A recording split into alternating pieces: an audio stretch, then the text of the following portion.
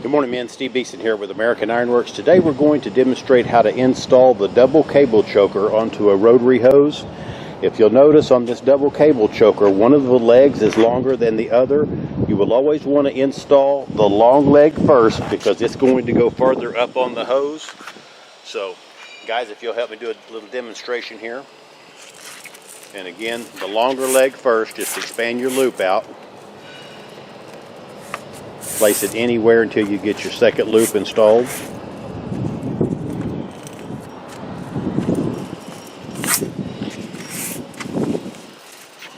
You want to place the long loop at 22 inches.